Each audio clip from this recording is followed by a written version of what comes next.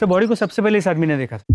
ये यहाँ कचरा बीनने के लिए आया था। तब उसकी नज़र अचानक से इस पायल चौधरी की कटी हुई लाश पे गिरी और घबरा के इसने कंट्रोल रूम फोन करके बता दिया। लाश तो पायल चौधरी की ही है। बड़ी बेरहमी से कत्ल किया गया।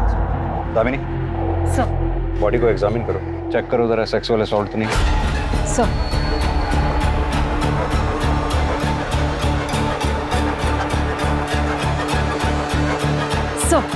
सर बॉडी के दोनों हिस्सों पर रेप या सेक्सुअल असॉल्ट जैसा कोई निशान नहीं। सर के पीछे जो घाव है उससे ये लग रहा है कि पत्थर या किसी भारी चीज से वार किया गया।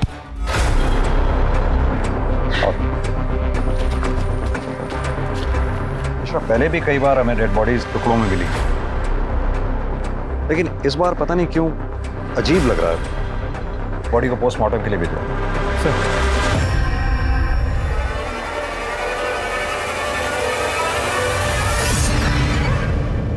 नमस्कार, आदाब। क्राइम पेट्रोल सतर्क के आज के एपिसोड में मैं अनूप सोनी आप सबका स्वागत करता हूं। पुलिस को एक महिला की 2 भागों में लाश मिली थी, लेकिन अक्सर ऐसे केसेस में जो देखने को नहीं मिलता वो ये कि मरने वाले की पहचान सही सलामत हो। लेकिन तमाम सबूत मिटाने के बाद, जैसे कि विक्टिम का सामान, उसका मोबाइल फोन, मर्डर वेपन, कुछ भी क्राइम सीन पर नहीं मिला। लेकिन विक्टिम की पहचान छोड़ दी गई थी। ये कातिल की भूल थी या फिर कोई चाल। जिसका कत्ल हुआ वो एक मशहूर डांसर पायल चौधरी थी, जो कि दिल्ली, यूपी और बिहार में प्राइवेट पार्टीज में, इवेंट्स में और शादी ब्याह में परफॉर्म किया करती थी। आखिर पायल को इतनी बेरहमी और इतनी दरिंदगी से किसने और क्यों मारा? इस सच को जानने की कोशिश में ये केस ऐसा घूमा कि पुलिस के लिए इसे सॉल्व करना एक बहुत बड़ा चैलेंज बन चुका था। पर सबसे पहला और अहम सवाल ये था कि एक डांसर के अलावा पायल चौधरी कौन थी और उसकी कहानी क्या थी।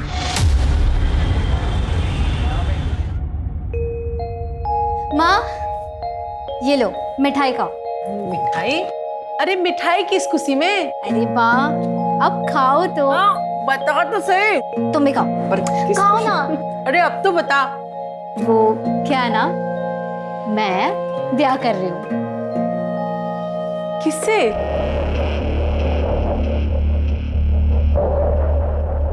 राजन शर्मा नाम है उसका। आप नहीं मिली हो माँ उससे?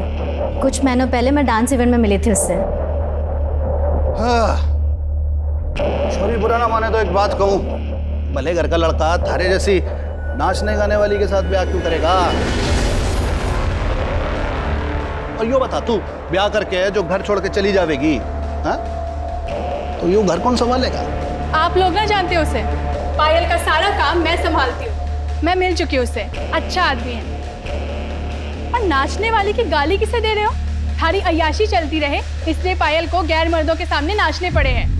थोड़ी शर्म करो, शर्म। क्यों काम चोरी छोड़ो और कोई काम करो। छोरी, होश की दवा कर, बड़ी थानेदार नहीं हो रही है। और यो बताओ, तुम दोनों जो ब्याह का फैसला कर लिया तुमने, छोरे के घर वाले से बात की, ब्याह की, राजी हैं वो लोग? वो क्या है ना, परिवार के नाम पे सिर्फ माँ है उसकी, लेकिन वो मना रहा है माँ को। पुराने ख्यालों की है तो थोड़ी दिक्कत हो रही है। थोड़ी दिक्कत ना है यो घनी दिक्कत वाली बात है। कभी ना मानेगी उसकी माँ कुछ भी।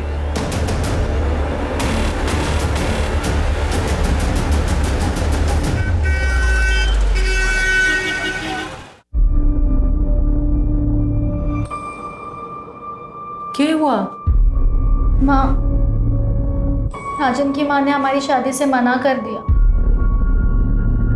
उन्होंने राजन को बोला कि अगर तुम्हें शादी करनी है तो करो, लेकिन हमारी शादी में उनकी तरफ से कोई नहीं आएगा। अब मुझे नहीं लगता कि वो मुझे कभी भी बहू बनाएगी। माँ, मुझे नहीं समझ में आ रहा, मैं क्या करूँ? तो राजन पे भरोसा करे? हाँ। तो फिर कर ले ब्याह। और रही माँ की बात, तो देर सवेर वो मान ही जाएगी। हमारी छोरी से ज्यादा दिन कोई नाराज रह ना सके। मेरी छोरी है इतनी अच्छी। और जो ना माने है ना, तुमन ने बुला लियो। मारूंगी उस बुड्ढी को 2 मुक्के और वो खुद ही लाइन पे आ जाएगी।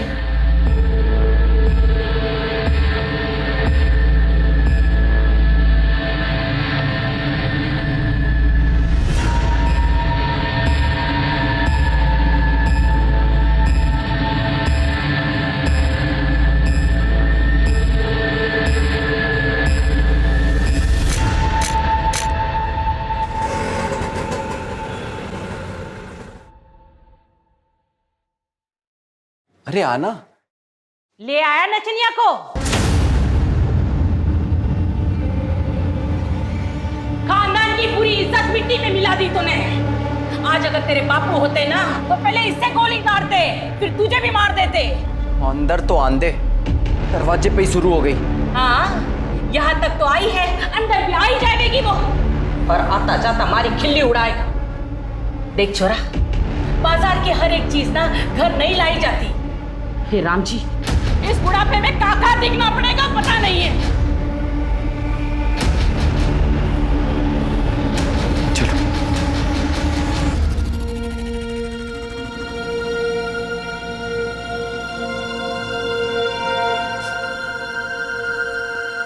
क्या होया? मेरी वजह से आपको कितना कुछ सुनना पड़ा। माँ भी आपसे नाराज हो गई ना। तो क्या हुआ?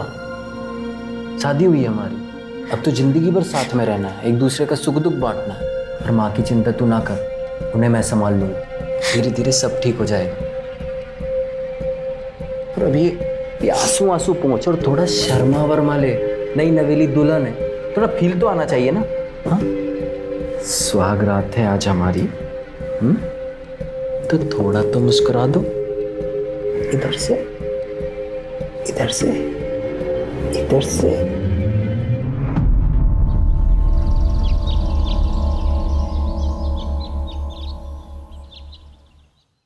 ये लीजिए आपका वॉलेट।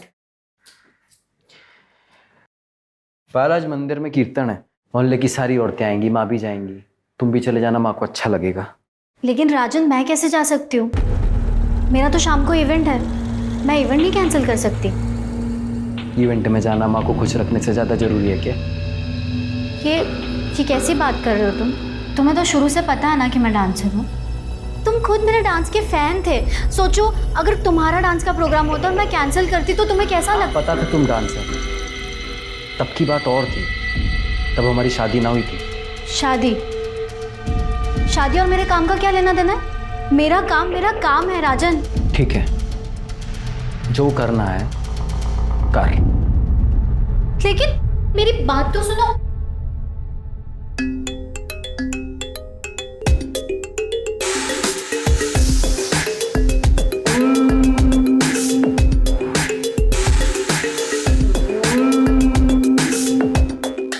वाह पायल, वाह।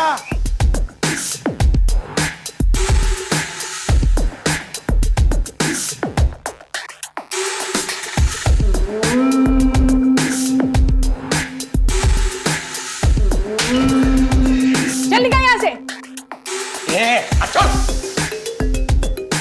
तो ठीक है ना? हाँ दीदी।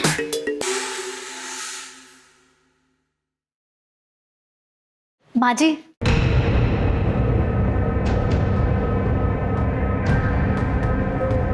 मैं ना आपके लिए मन से तोहफा लाई हूँ, आपको बहुत अच्छा लगेगा। मनने नहीं चाहिए, जो लेता होगा ना उसे जाकर दे। आप देखिए, आपको बहुत अच्छा लगेगा, सच में। एक बार देखिए। मैंने कहा ना मुझे नहीं चाहिए। तारी हराम की कमाई मनने नहीं चाहिए।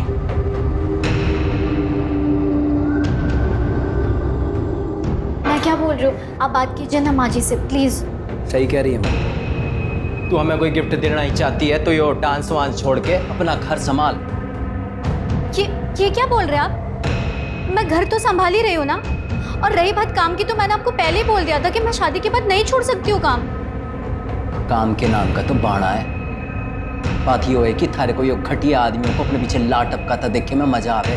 उनकी गंदी असली बातें सुनना पसंद है थारे को। खुशी होती है थारे को कि इतने सारे लोग थारे पीछे पागल हो रखे हैं। समझ में नहीं आता कि मन में?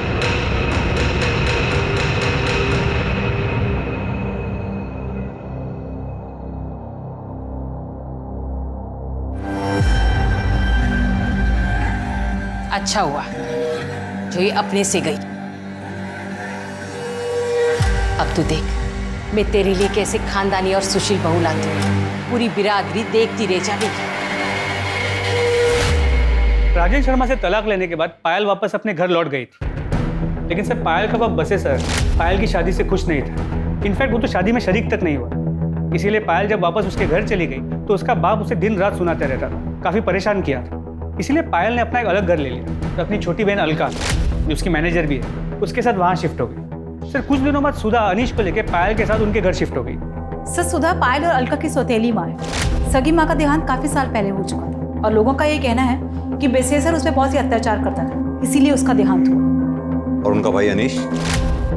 सर अनीश अलका और पायल का सौतेला भाई और सुधा और बेसेसर का बेटा। पर अनीश का अपनी बहनों से बहुत अच्छा रिश्ता है। मिश्रा, पायल की फैमिली को इन्फॉर्म किया? हम उन्हें लोकेट करने की कोशिश कर रहे हैं। सर पायल चौधरी की पीएम रिपोर्ट। सर कल बॉडी के जो 2 हिस्से हमें मिले थे वो 2 अलग अलग लोगों के हैं। ऊपरी हिस्सा तो पायल चौधरी का ही है, लेकिन निचला हिस्सा किसी और का है। इसका मतलब बॉडी को देखकर जो अजीब हमें लग रहा था वो यही बात है। एक नहीं 2 मर्डर हुए। अब पता ये करना है कि दूसरी लड़की कौन है जिसका मर्डर हुआ। सर पोस्टमार्टम रिपोर्ट के मुताबिक ये दोनों मर्डर्स कल शाम 6 और 8 के बीच हुए। और सर पायल की मौत सर के पीछे किसी पत्थर के वार की वजह से हुई। सर के पीछे एक घाव मिला है जिसमें सूखा हुआ खून है और सर पत्थर के कुछ पार्टिकल्स भी मिले। मिश्रा, हमें जल्द से जल्द ये डबल मर्डर केस सॉल्व करना होगा। पता लगाना होगा ये दूसरी लड़की कौन है जिसका मर्डर हुआ। इन बॉडी के हिस्सों को डीएनए टेस्ट के लिए भेजो। सर एक सेकंड। हेलो, कहाँ पर? ठीक है सर, शिवपुरी में कुएं के पास एक कटा हुआ हाथ और पैर मिला।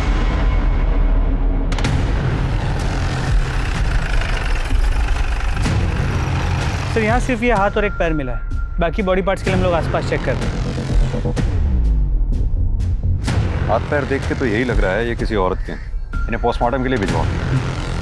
आसपास अच्छी तरह से सर्च करो, शायद फेंकने वाले का कुछ सुराग हो। सर जमीन, तुम इस पार्ट को चेक करो। हेलो, ठीक है, मुझे एड्रेस मैसेज कर दो। सर पायल चौधरी का एड्रेस मिल गया।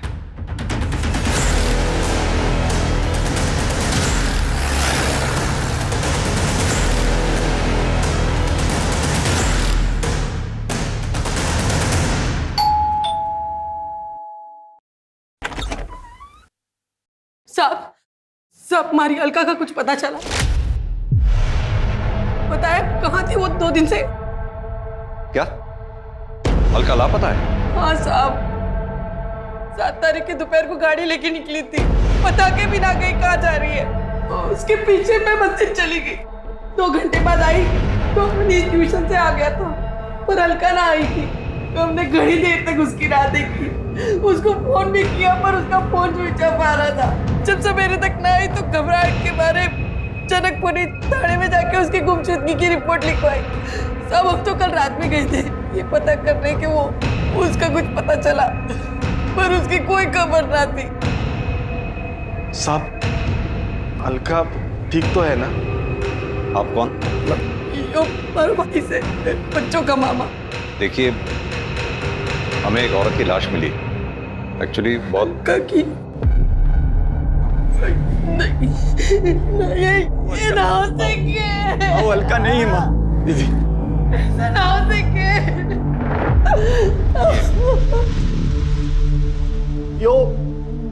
ये तो पायल है।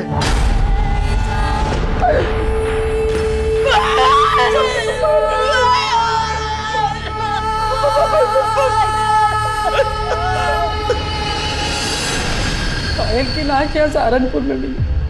साहब ऐसा कैसे हो सकता है? वो तो मुजफ्फरनगर गई है। 7 तारीख को उसका प्रोग्राम था वहाँ। आज तो वो वापस आने वाली थी, हम उसकी राह देख रहे थे, पर वो हमेशा के लिए हमें छोड़कर चली गई। देखिए, मैं जानता हूँ कि हालात काफी नाजुक हैं, लेकिन फिर भी बस इतना जानना चाहता हूँ कि पायल का क्या कभी किसी से कोई झगड़ा हुआ था या कोई दुश्मनी थी? सब दुश्मनी क्या होगी ऐसी नेक्चुरी की, पर आजकल शाम के साथ घने झगड़े होते थे उसके। शाम कौन? श्याम तिवारी, पायल का पति। दोनों ने मंदिर में ब्याह किया था। श्याम ने पायल से पैसों के लिए ब्याह किया था। पायल को बेवकूफ बनाकर उससे पैसे लेकर कैश में एक दुकान खरीदी थी। पायल उससे इतना प्यार करती थी, पर बाद में पता चला कि श्याम पहले से ही शादीशुदा है। रुड़की में उसके बीवी बच्चे रहते हैं। बाद में उसने रजिस्ट्रार ऑफिस में जाकर पता किया तो पता चला कि उसने दुकान तो खरीदी थी पर अपने नाम पे। इस बात पे उन दोनों में घड़ा झगड़ा हुआ। अलका को भी ये बात पता है। उसने भी तिवारी को खूब खरी खोटी सुनाई थी। पायल को मालूम था कि अलका गायब है? नहीं साहब, हमने फोन किया था पर उसका फोन बंद आ रहा था और अलका की टेंशन में फिर हम उसे फोन करना ही भूल गए। आपके पति आपकी बच्चियों से बहुत नफरत करते हैं। क्या आपको लगता है कि वो ये काम? साहब, वो वैसे ही बड़ा गिरा हुआ इंसान है। कुछ कह नहीं सकती कि वो इतना भी गिर सकता है। अनीश, तुम कुछ कहना चाहोगे जिससे हमारी मदद हो सके? मैं तो बस इतना ही कहना चाहूंगा कि पायल और अलका दी सिर्फ मेरी बहन ही नहीं, भाई बाप सब थी। ठीक है, अभी हम चलते हैं। अलका के बारे में जैसी कोई खबर मिलेगी आप लोगों को इन्फॉर्म कर दें। मिश्रा, ये जनकपुरी पुलिस स्टेशन से अलका के केस की फाइल मंगवाओ। अब ये केस हम ही देखेंगे। पता करो 7 मार्च को पायल सहारनपुर में क्या कर रही थी। वो मुजफ्फरनगर गई भी थी या नहीं? अलका की गाड़ी ढूंढवाओ। अलका और पायल दोनों के कॉल रिकॉर्ड्स और मोबाइल लोकेशन डिटेल्स निकलवाओ। और हाँ, श्याम तिवारी, इसको थाने बुलाओ पूछताछ के लिए। क्या मेरी पायल का मर्डर हो गया है? तो नहीं सर, ऐसा नहीं हो सकता सर। ओवर एक्टिंग कम कर। सर, मैं एक्टिंग नहीं कर रहा हूँ, मैं सच कह रहा हूँ। मैं पायल से बहुत प्यार करता था। अपनी पहली बीवी और बच्चों से भी ज्यादा। सर मैं मानता हूँ कि मैं शादीशुदा हूँ, लेकिन भगवान जानता है कि ये रिश्ता कब का टूट चुका था और अब तो मैं उसे कानूनी तरीके से भी खत्म करने वाला था। क्योंकि पायल के पास ज्यादा पैसा था। उसकी दुकान हड़प के भी तुझे चैन नहीं मिला। सर, ये झूठ है। मैंने उसके लिए अपने पैसों से दुकान खरीदी थी। सर, मैं कब से अपनी एक इवेंट कंपनी का ऑफिस खोलने के लिए पैसे जोड़ रहा था। अच्छा, तो तूने पायल की ब्लैक मनी से दुकान नहीं खरीदी? सर, मैं उसके पैसे से क्यों दुकान खरीदूंगा? ठीक है, तो अभी तो जा सकता है, लेकिन सहारनपुर छोड़कर कहीं मत जाइए। अपनी बीवी के पास रुड़की भी नहीं। जी सर।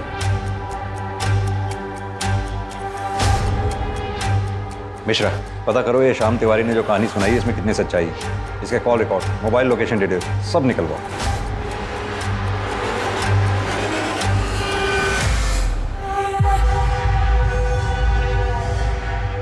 सर, अलका का फोन स्विच ऑन हुआ था। इससे पहले कि लोकेशन पता कर पाते, फोन फिर से स्विच ऑफ है। दामिनी, अलका के फोन पे नजर रखो। सर, जैसे भी हो सकता है वो मुसीबत में हो, तो शायद हम उसे बचा पाएं। सर, मुझे नहीं लगता हम अलका को बचा पाएंगे। क्यों? सर, बॉडी के जो 2 हिस्से मिले थे, ये उनकी डीएनए रिपोर्ट। इसका मतलब तो निचले पार्ट का डीएनए 50% पायल की बॉडी से मैच करता है। तो यानी वो बॉडी अलका की है? सर, रिपोर्ट से तो यही लगा। मिश्रा, एक काम करो, कुएं के पास से जो हमें हाथ पैर के टुकड़े मिले उनका डीएनए से मैच करके देखो। सर। हेलो, कहाँ? ठीक है सर, रेलवे ट्रैक के पास एक औरत का सर कटा हुआ मिला। वो उसकी पिक्चर अभी भेज रहा है। आ गई सर। ये तो अलका चौधरी है। मिश्रा, इस सर का डीएनए जंगल से मिले बॉडी के टुकड़ों से मैच करके देखो। जिसने भी ये काम किया बहुत ही शातिर खिलाड़ी है, बड़ी बेरहमी से मारा है।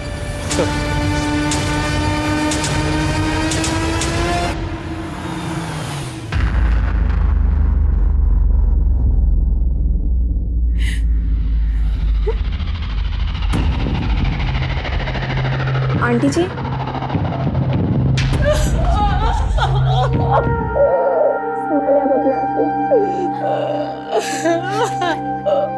आंटी जी, मुझे तो अभी भी यकीन नहीं हो रहा है कि पायल दीदी और अलका दीदी के साथ इतना सब कुछ हो गया। कितनी बुरी मौत मारा उन दोनों को। आंटी जी, अपनी संभालना अपने आप, सही हो जाएगा। दीदी, कसम खाता हूँ तुम दोनों की कि ये जिसने भी तुम्हारे साथ किया है ना, छोड़ोगे नहीं उसे। अनीश, जो होना था वो हो गया। हट, अकेला छोड़ दे मुझे।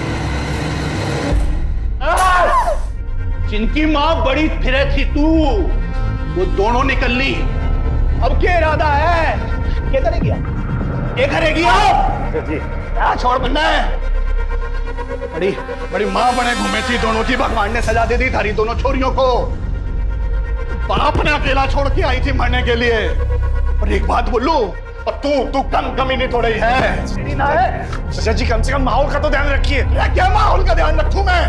रे बेटा, जैसी करनी वैसी भरनी। यो संस्कार है बेटे के, यो सिखाया है, यो सभ्यता दी है। सारी सभ्यता अरे तू बाप ना है, बाप के नाम पे शराब है शराब। अरे थारे बचपन में पूरा परिवार बर्बाद हो गया। यो तू ध्यान रख, कीड़े पड़ेंगे कीड़े, सड़ के मरेगी। पानी देने वाला नसीब नहीं होगा। निकलो तुम लोग। सर, पायल के मर्डर केस में कुछ अपडेट्स मिली हैं।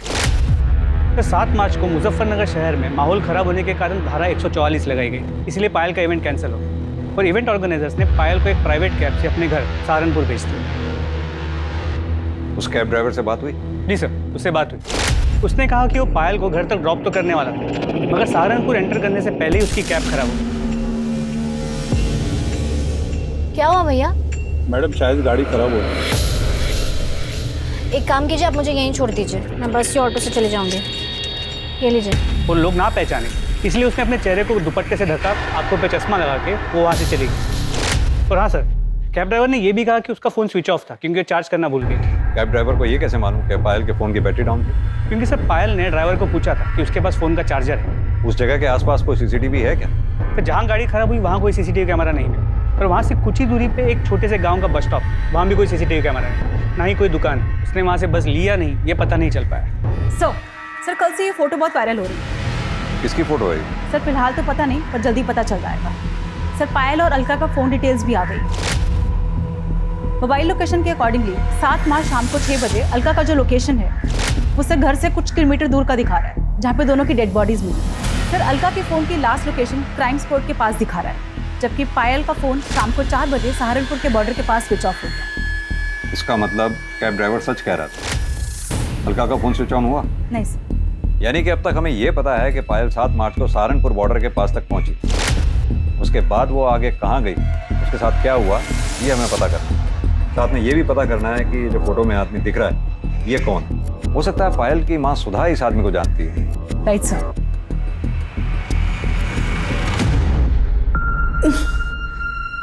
ये तो रतन सेठ है, मैं तो इसे घना भला आदमी समझती हूँ। पायल ने घना काम किया है इनके लिए, पर उसने कभी बताया ना कि ये इतना घिनौना काम भी कर सके। कहाँ मिलेगा ये रतन सेठ? मिलना तो अपने गुलमोहर सर्कल वाले ऑफिस में चाहिए, बैठते वहीं हैं।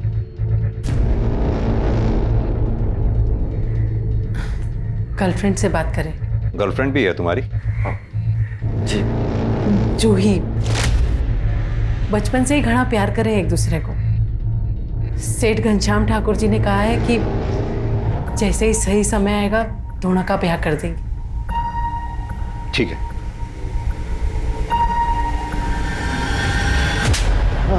साहब मैं सच बोल रहा हूँ साहब। अरे जबरदस्ती तो क्या, मैंने पायल को हाथ तक नहीं लगाया साहब। अच्छा, ये फोटो क्या शौक के लिए खिंचवाए थे? साहब ये फोटो की तो मैं क्या बात करूं, इसने तो मेरी जिंदगी बर्बाद कर दी है। मतलब? मैंने पायल के साथ में बहुत काम किया है,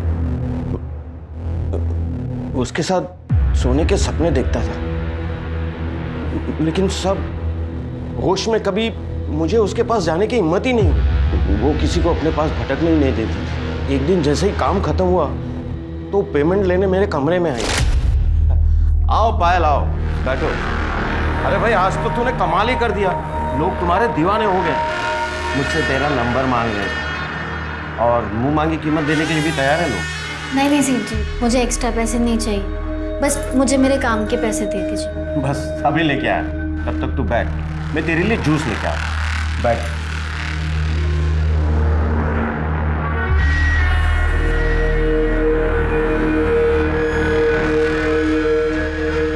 ये लो जूस पियो, अकाउंटेंट तुम्हारे पैसे लेकर आते ही है।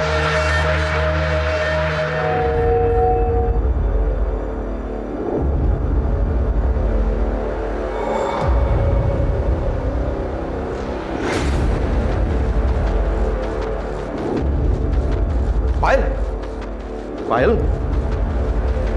पायल,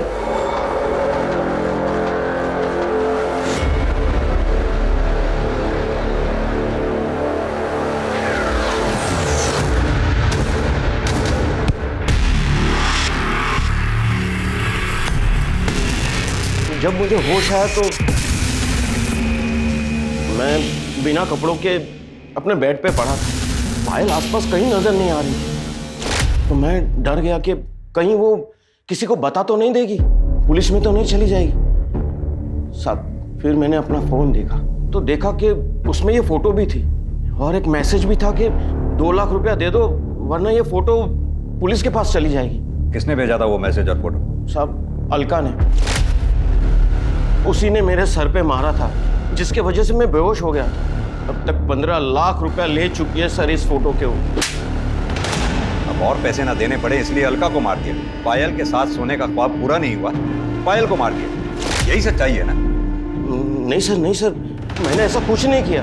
मैं किसी को क्या मारूंगा, मैं तो एक शरीफ आदमी हूँ। मिश्रा, इसे तब तक रखो जब तक ये केस सॉल्व ना हो जाए।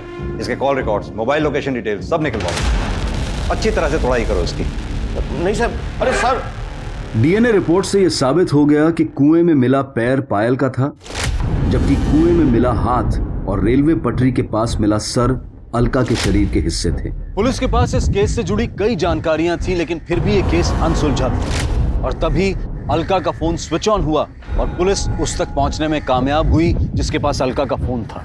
ये एक 15-16 साल का लड़का था जिसे अलका का फोन उस खेत से कुछ ही दूरी पर मिला था जहां दोनों बहनों की लाश मिली थी। इसी ने पायल और रतन की फोटो को अपने दोस्तों को भेजा था और फिर उन दोस्तों ने इस फोटो को आगे भेजकर वायरल किया।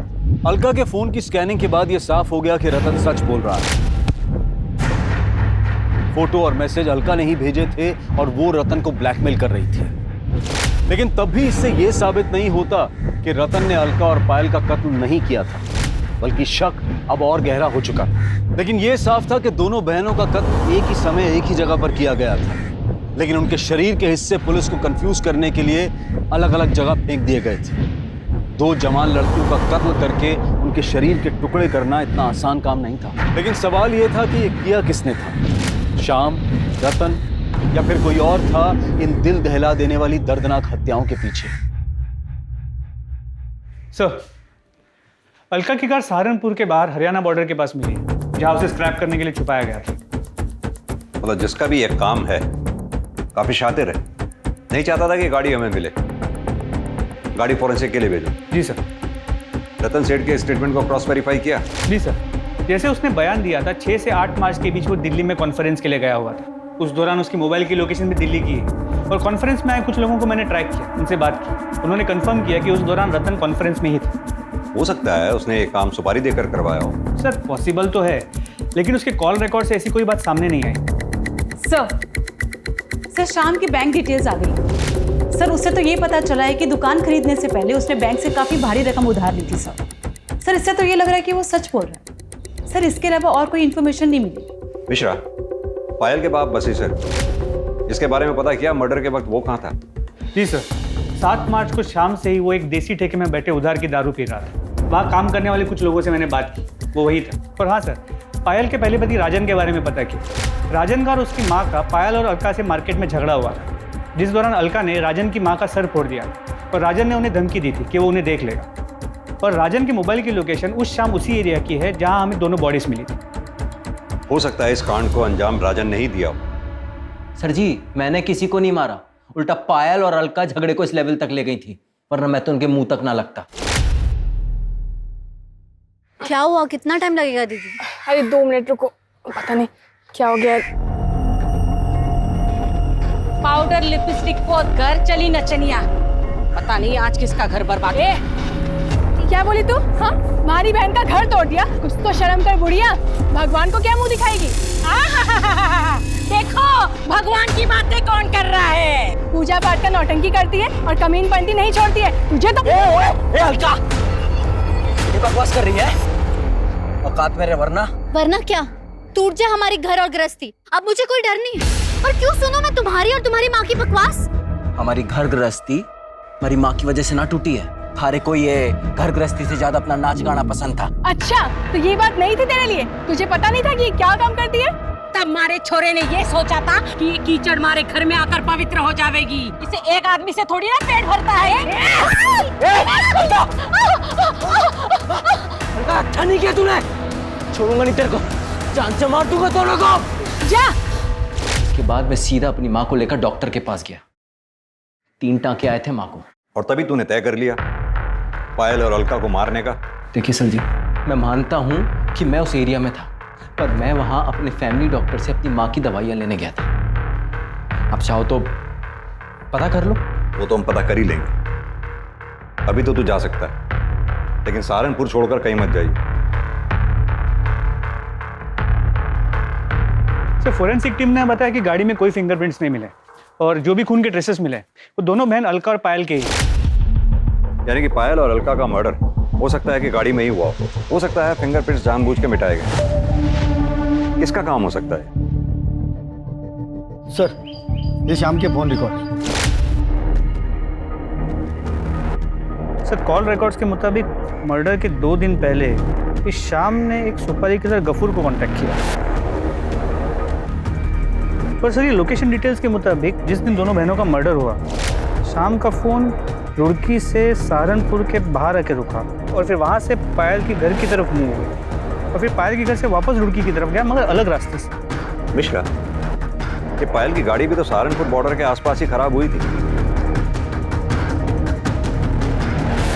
जी sir. Sir sir sir sir मत मारो सर सर सर सर बता रहा sir sir sir sir sir sir plan तो ये था कि जब 9 मार्च को पायल मुजफ्फरनगर से सहारनपुर आएगी ना, तभी उसका काम तमाम कर दूंगा और उसी दिन अलका को भी मार दूंगा। लेकिन सर अचानक से पता चला कि पायल का इवेंट ही कैंसिल हो गया। मैंने बहुत देर तक हाईवे पे उसका इंतजार किया, फिर देखा कि अचानक से उसकी गाड़ी खराब हो गई और वो पैदल जाने लगी। वहां बस स्टॉप पर और लोग भी थे, इसलिए मैंने गफूर को वेट करने को कहा। फिर अचानक पायल का दुपट्टा सरक गया और लोगों ने उसे पहचान लिया और लोग भी वहां पर आ गए। सबने उसे घेर लिया। क्या करें अब? फिर एक लड़का मोटरसाइकिल पर आया और पायल उसके साथ चली गई।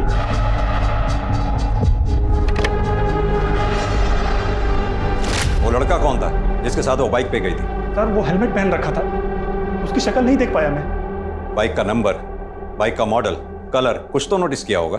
सर, मैं तो उसको मारने के चक्कर में गया था, इतना ध्यान ही नहीं गया मेरा। कहानी सुना रहा है तू हमें? सर, मैं सच कह रहा हूं, मैं उसके पीछे तक भी गया था, काफी देर तक उसका पीछा किया।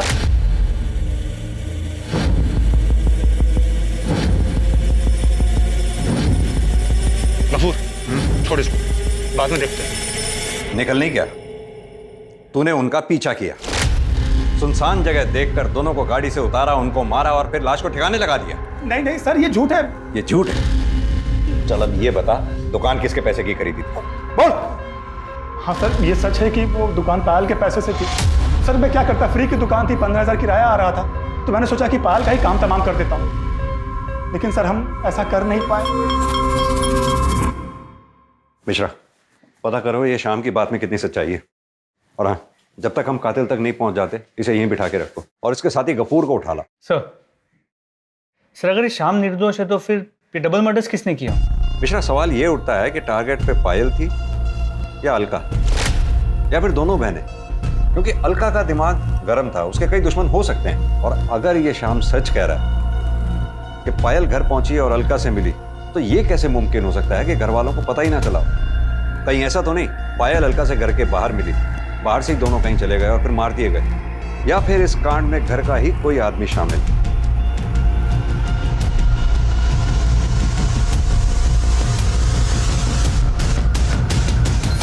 तो श्याम तिवारी सही कह रहा था, अलका के एक नहीं कई दुश्मन।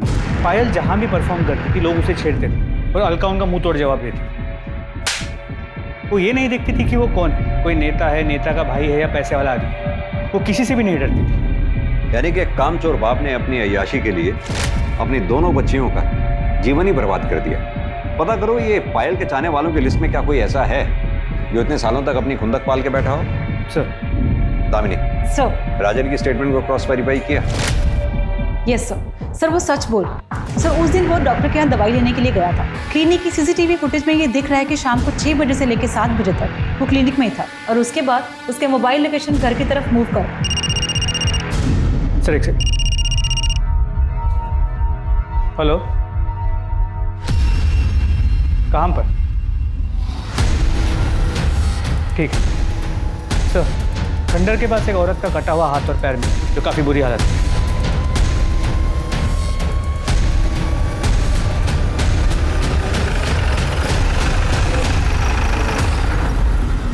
पायल की बॉडी का ऊपरी हिस्सा और अलका की बॉडी का निचला हिस्सा हमें यहाँ मिला। इसका मतलब दोनों बहनों को यहाँ गाड़ी से उतारा गया और मारा गया। जाहिर सी बात है, ये स्पॉट उनके घर के रास्ते में ही पड़ता है। अब या तो कातिल उनका पहले से पीछा कर रहा था, जिसने यहाँ पहुंचकर गाड़ी को रुकवाया, दोनों बहनों को उतारा और कत्ल किया, या फिर वो कातिल बीच रास्ते में उन्हें मिला, जिसे उन दोनों बहनों ने अपनी गाड़ी में बिठाया। अब अगर गाड़ी में बिठाया है तो या तो कातिल उनका जानने वाला होगा, दोस्त होगा, या फिर परिवार का कोई सदस्य होगा, जिसने यहां पहुंचकर उन दोनों को गाड़ी से उतारा और कत्ल किया।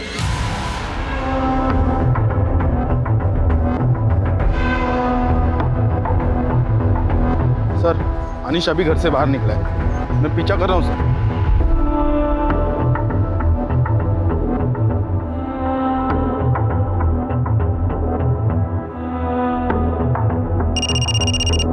हाँ पांडे, वो जवाहर नगर के दूसरी नंबर गली के आखिरी मकान में घुसा है सर, उस तरफ।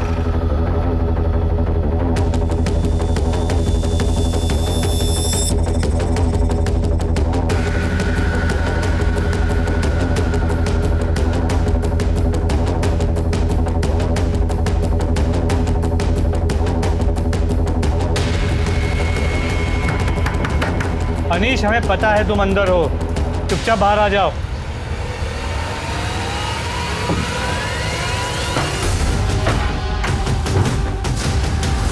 अंदर चेक करो।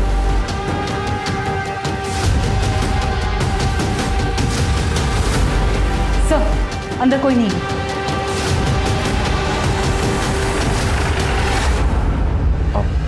जवाहर नगर में गया था, पर हुआ क्या?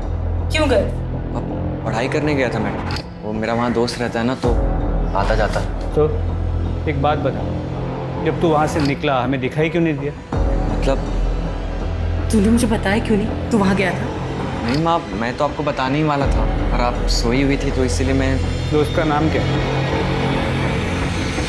रवि चौरसिया। अचानक पूरा केस घूम गया। इन्वेस्टिगेशन के प्राइम सस्पेक्ट अनीश और उसका दोस्त रवि चौरसिया बन चुके थे। अनीश के कॉल डिटेल्स और मोबाइल लोकेशन से यह साफ हो गया कि अनीश अक्सर अपने दोस्त रवि चौरसिया के घर जाता था और दोनों रोज बात करते थे।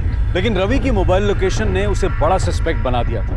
रवि के इर्द गिर्द सब कुछ संदिग्ध। जैसे कि उस शाम जब अनीश रवि के घर पहुंचा था, तब रवि की मोबाइल लोकेशन के मुताबिक वो घर पर ही था।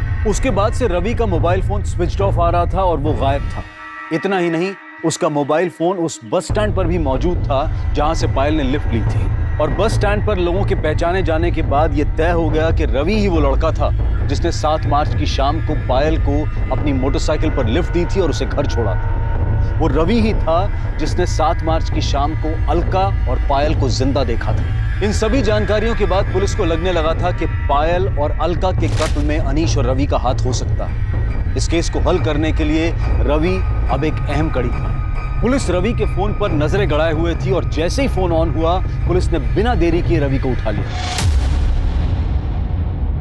मैं और रवि, हम दोनों एक दूसरे से बहुत प्यार करते हैं। जूही से हमारा कोई वास्ता नहीं सर। सर, मैं अनीश को पहली बार पायल दीदी और राजन की शादी में मिला था सर, और अनीश को देखते ही मुझे इससे प्यार हो गया था सर। मुझे लड़के पसंद है, ये मुझे तब पता चला जब मैं रवि से मिला। पर मुझे ये भी पता था सर कि कुछ भी हो जाए मेरी माँ जूही से शादी करा के रहेगी। रवि से झगड़ा होता था, माँ को लगता था कि मुझे जूही से झगड़ा हुआ, और माँ उसे मनाने को बोलती थी। और सर, मुझे समझ में नहीं आता था कि मैं माँ को अपने रिश्ते के बारे में कैसे बताऊँ। 7 मार्च को क्या हुआ था? पायल तुम्हें कहाँ मिली?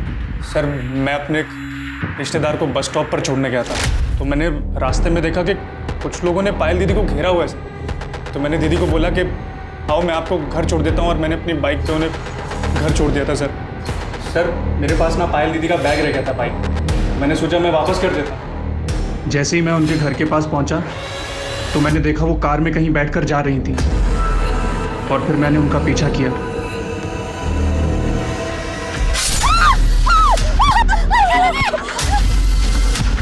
ये देखकर मैं बहुत डर गया था सर।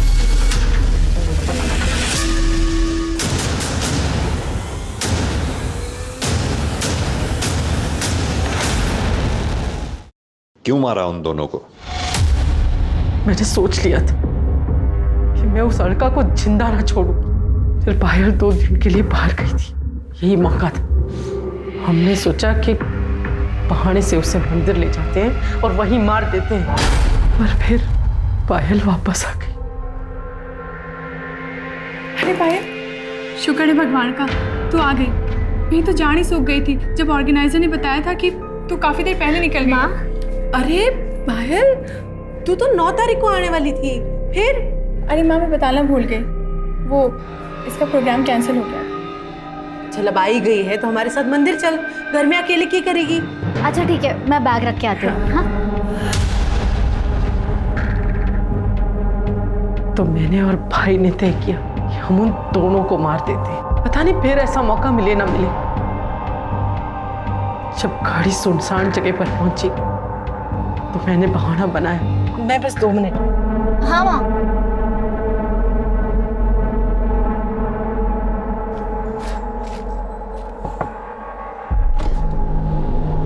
अरे मामा जी आप।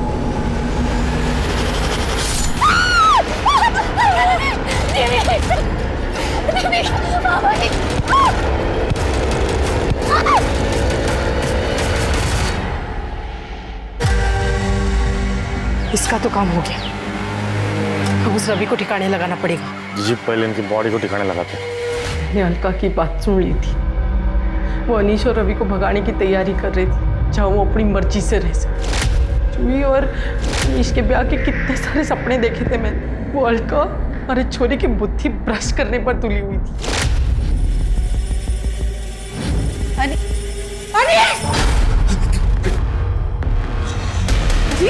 यो क्या कर रहा है? हाँ? इतनी सुथरी गर्लफ्रेंड है थारी, फिर यो? माँ हमारी गर्लफ्रेंड ना है। आंटी आप तू तो रेडी थे सुनने सुनाने की बातें। निकल निकल। माँ, इतना हल्ला क्यों मचा रही है? गलत क्या है इसमें? अनीश अगर इसमें खुश है तो इसे खुश रहने दे। तू इसकी तरफदारी कर रही है? अच्छा, अब समझी। थारे को ये सब पहले से मालूम था। यो थारा दोस्त। अरे तूने इतना भी ना सोचा कि अपने दोस्त के खातिर अपने भाई की जिंदगी खराब कर रही है? माँ, इतना नाटक करने की ना जरूरत ना है। सब समझ रही हूँ मैं। अनीश की बात माननी पड़ी और जूही और अनीश की अगर शादी नहीं हुई तो थारा लखपति बनने का सपना टूट जाएगा। मारे जीते जी ये ना हो सके है कि हमारा चोरा किसी चोरे से ब्याह करे। माँ, हम उनकी लाशों को घसीटकर जंगल में ले गए। भाई ने उनके शरीर के टुकड़े टुकड़े कर दिए। पायल का फोन कहाँ है? वो मैंने लाश के टुकड़ों के साथ जंगल में फेंक दिया। अलका वही फोन ढूंढा पर नहीं मिला। फिर बहुत अंधेरा हो रहा था तो ढूंढना छोड़ दिया और निकल गया वहां से। मारना तो हम सिर्फ अलका को चाहते थे। पायल तो सीधी थी, उसे तो हम बाद में भी देख लेते। लेकिन कहते हैं ना, जिसकी मौत जहां लिखी होती वो वहां अपने आप पहुंच जाता है। ऐसा कहा जाता है कि जब कोई किसी के साथ अच्छा करता है तो उसका फल भी अच्छा ही मिलता है। लेकिन इस केस में उल्टा हुआ। जिस अलका और पायल ने अपनी सौतेली माँ और सौतेले बेटे अनीश को ऐशो आराम और इज्जत की जिंदगी मुहैया करवाई, उसी सौतेली माँ ने अपने बेटे की भलाई सोचकर बेटियों की जान ले ली। ये केस एक सबक है कि अपराध और आपराधिक मानसिकता किसी के अंदर भी विकसित हो सकती है और अपराध घर या बाहर कहीं भी पनप सकता है। अब मैं अनूप सोनी आपसे विदा लेता हूं। फिर मुलाकात होगी क्राइम पेट्रोल सतर्क में एक और नए केस के साथ। तब तक अपना और अपने परिवार का ख्याल रखें, सतर्क रहें, सुरक्षित रहें और देखते रहें क्राइम पेट्रोल सतर्क। जय हिंद। मैं भी वही हूँ जिनके इंसाफ के लिए कभी कैंडल मार्च हुए थे। उनकी आवाज़ उठाने के लिए हम सब ने अपनी चुप्पी तोड़ी थी, पर मेरे लिए ना धरना है ना आशा की कोई आँच जली। क्या मुझे कभी इंसाफ नहीं मिलेगा?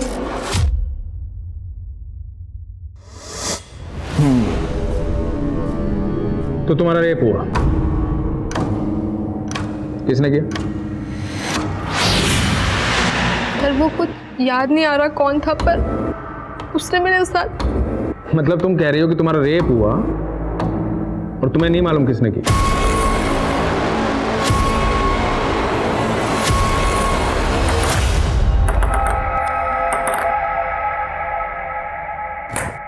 नमस्कार, आदाब। क्राइम पेट्रोल सतर्क के आज के एपिसोड में मैं अनूप सोनी आप सबका स्वागत करता हूं। यह घटना एक लड़की की जिंदगी की बहुत ही भयानक और विचित्र रात से जुड़ी थी। उस रात का एक एक पल यातनाओं से भरा था, लेकिन उस लड़की को अपने अपराधी का परिचय नहीं मालूम था। आखिर आराध्या कब, कैसे और क्यों इस जटिल परिस्थिति में पहुंची?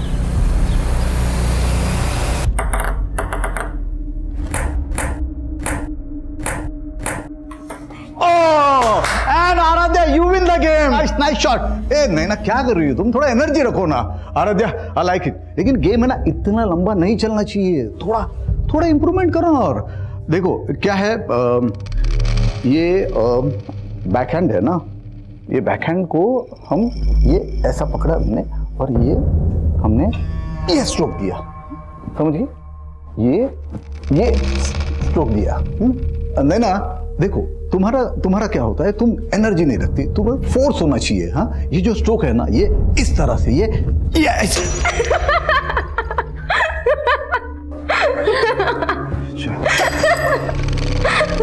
ओके, ठीक। आज प्रैक्टिस यही खत्म करते हैं, कल फिर मिलते प्रैक्टिस पे। चल आराध्या, आज पार्टी करते हैं। जाम से जाम टकरा के मैं अपनी हार और तू अपनी जीत सेलिब्रेट करते हैं। अच्छा, जाम से जाम टकराएंगे ना तो लीवर जाम हो जाएगा। फिटनेस पर ध्यान नहीं देना तुझे। आराध्या, क्या हुआ?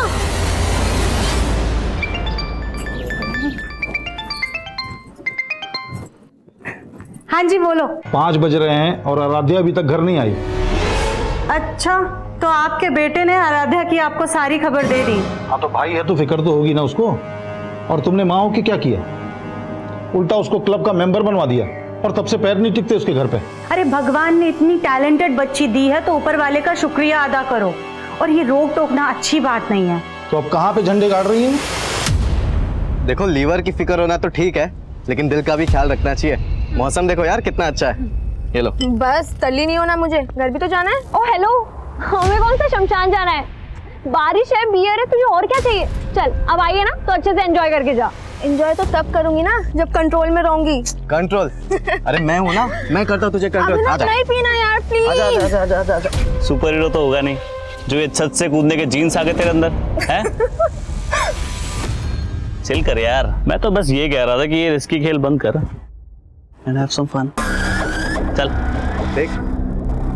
ओ हेलो, तू बड़ा ब्लश कर रही है। जानती है क्या उसे? जानती तो नहीं, पर लड़का जानने लायक है। अपने बॉयफ्रेंड के सामने फ्लर्ट कर रही है। आज तू पीने के लिए ब्लैकमेल कर रहा था, कल को जीने के लिए ब्लैकमेल किया तो तेरे साथ रिस्क बहुत है, समझा? कोई रिस्क नहीं है पापा। आप तो ऐसे डर रहे हैं जैसे दूसरी लड़कियां जॉब ही नहीं करती। होटल में वेटर का काम करके बड़ा नाम रोशन कर रही मेरा, और रोज रात को 12-12 बजे तक घर आती है। देख मंजू, ये सब नहीं चलेगा। पापा, आप खुद तो मेरी पढ़ाई का खर्चा उठा नहीं पाते, अब क्या मैं खुद की पढ़ाई के लिए पार्ट टाइम जॉब भी नहीं कर सकती? बोल तो ऐसे रही है जैसे तुझे अनपढ़ छोड़ रखा है मैंने। बीए करवा दिया ना, अब इसके आगे ना तो पढ़ाई करेगी ना जॉब करेगी, समझी?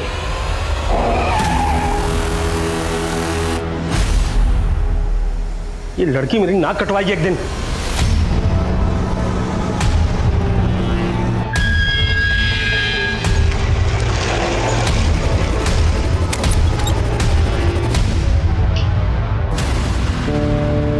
हेलो पापा, आराध्या घर पे ही है। जैसे कल रात को आपने उसकी क्लास ली थी ना, बस वैसा ही करो उसके साथ, लाइन पे आ जाएगी। अब वो चाहे कुछ भी कर ले, मुझे उस सनकी से बात ही नहीं करनी है। बाय द वे, ये कहीं उस करण का जादू तो नहीं जो तूने अभिनव से तुरंत ब्रेकअप कर लिया? हाँ, खींच मत यार, मुझे बस अपने गेम पे फोकस करना है। ओह चैंपियन। अच्छा सुन, आज पार्टी में तो आ रही है ना? नहीं यार, घर में पापा ने डिटेन कर रखा है और भाई मेरे पे पहरा दे रहा है, कैसे आऊंगी?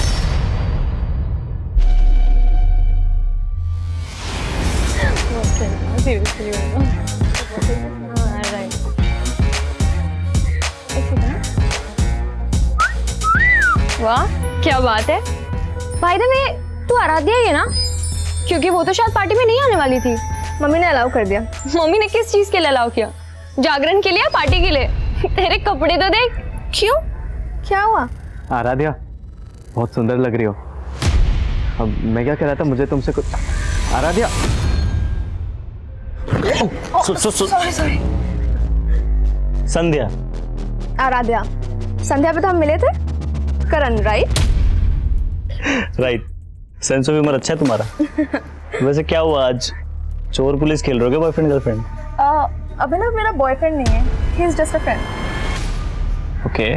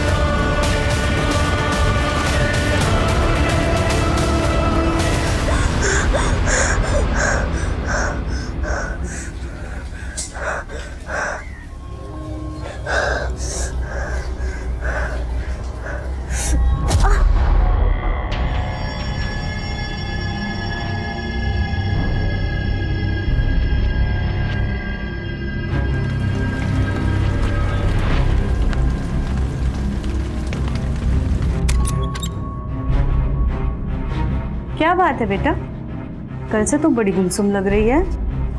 माँ वो कुछ नहीं, बस थोड़ी तबीयत ठीक नहीं है।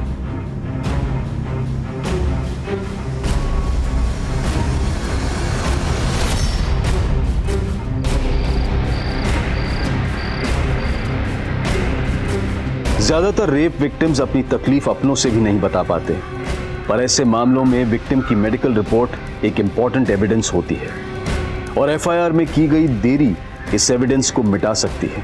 आराध्या ने अपने परिवार को भी ये बात 3 दिनों बाद बताई, लेकिन तब तक बहुत देर हो चुकी थी। शराब, पार्टी और लड़के, इसके अलावा कुछ सोचता है तुझे? ये तो होना ही था तेरे साथ। बस कर अंश, इसका रो रो करके पहले ही बुरा हाल है और तू है कि इसको कोसे ही चला जा रहा है। तो तू क्या कर रही है सुहासिनी? अभी भी अंश को रोक रही है तू। बड़ा बोल रही थी ना, बड़ी टैलेंटेड लड़की पैदा की है। अरे हमारी इज्जत खराब करने के लिए पैदा हुई है ये। अब कुछ बोलेगी? कौन था वो, क्या नाम था उसका? कुछ बोलेगी? पापा नाम क्या? इसको तो उसकी शक्ल तक याद नहीं है। क्या? हाँ, नशे में टूल थी। मुझे तो लगता है दारू के साथ ड्रग्स भी लेना चालू कर दिया इसने। ड्रग्स नहीं लिया था मैंने, बस थोड़ी सी बियर पी ली थी। ऐसे बोल रही जैसे बहुत महान काम किया इसने। हाँ मैंने गलती की पापा, पर उसका मतलब ये नहीं कि कोई भी मेरा रेप कर देगा। 3 दिन से इसीलिए चुप थी कि मुझे पता था आप मुझे गलत समझोगे, और जिसने गलत किया है उसे कोई भी नहीं कोस रहा है। अरे तो कोसने के लिए कोई होना चाहिए ना। अब वो जो भी है उसे पुलिस ढूंढेगी। हाँ हाँ, तू तो बड़ी मिनिस्टर की बेटी है, पुलिस तेरे इशारे पे काम करेगी। क्या बोलेगी पुलिस को तू? तुझे उसका नाम, उसकी शक्ल कुछ तो याद नहीं है, तो चुपचाप घर पे बैठ, कहीं जाने की जरूरत नहीं है।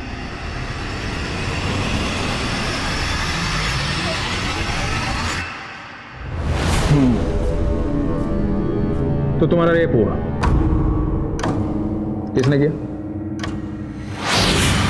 पर वो कुछ याद नहीं आ रहा कौन था, पर मतलब तुम कह रही हो कि तुम्हारा रेप हुआ और तुम्हें नहीं मालूम किसने किया? सर दरअसल उस दिन ये होश में नहीं थी। सर एक्चुअली उस दिन मैं एक पार्टी में गई थी और मैंने वहाँ थोड़ी सी बियर पी ली थी, पर इतना नशा मुझे पहले कभी भी नहीं हुआ था जितना उस रात को हुआ मुझे। मतलब ये सब पार्टी में हुआ? नहीं सर, पार्टी में नहीं हुआ। मुझे याद है अच्छे से कि पार्टी के बाद घर जा रही थी और मुझे बहुत तेज चक्कर आ रहे थे, बहुत सर दुख रहा था और फिर कुछ भी समझ नहीं आ रहा था कि मेरे साथ हो क्या रहा है, और फिर अचानक से मैं वहीं पे बेहोश हो गई। और जब मुझे हल्का सा होश आया और फिर अचानक पता नहीं मैं कैसे उसी रोड पे पहुंच गई जहाँ पे मैं बेहोश हुई थी।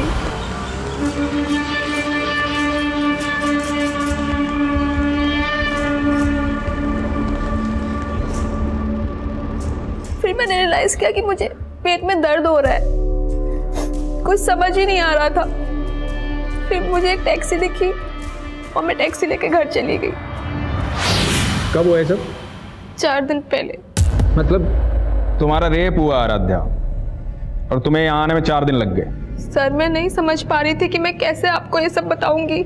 मतलब तुम कंफ्यूज थी?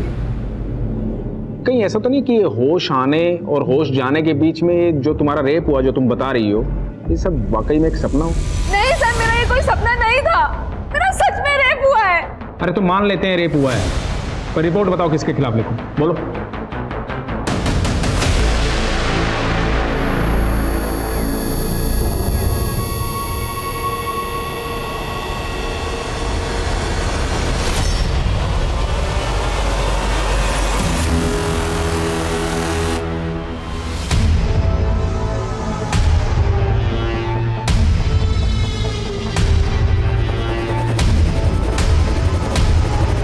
देख लिया ना पुलिस के पास जाके?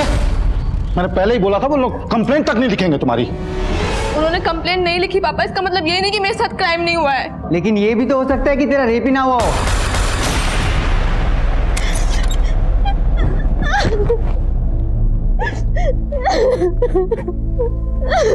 बस बस कर, चुप हो जा। अंश और तेरे पापा कुछ भी बोले, लेकिन मैं तेरी लड़ाई लड़ूंगी। लेकिन बेटा तुझे याद करना होगा कि वो कौन था। ध्यान से सोच, शायद तुझे उसकी शक्ल याद आ जाए। अच्छा ये याद कर कि तू उस दिन उस सड़क से उस कमरे तक कैसे पहुंची। तू खुद से गई थी या तुझे कोई जबरदस्ती लेकर के गया था? ओके ठीक है, बाय। आई बैठी, आ जाओ बेटा, बैठ। सर जब से ये सब हुआ है तब से ये बहुत सदमे में है। मैं समझ सकता हूं बेटा, डरने की जरूरत नहीं। तुम्हारे साथ जो कुछ भी हुआ है हमें ठीक से बताओ।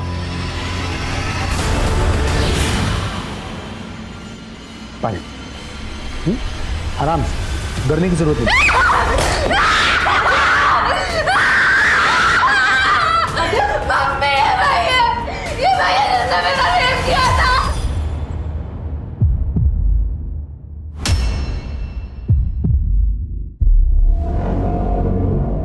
क्या बोल रही है? सॉरी सर, ये बहुत डिस्टर्ब है जब से ये सब कुछ हुआ है। परफ्यूम लगाया जो उसने लगा के आया था। परफ्यूम? आपकी बेटी का दिमाग तो सही है ना? क्या बोल रही है ये? दिमाग तो तुमने खराब किया मेरा।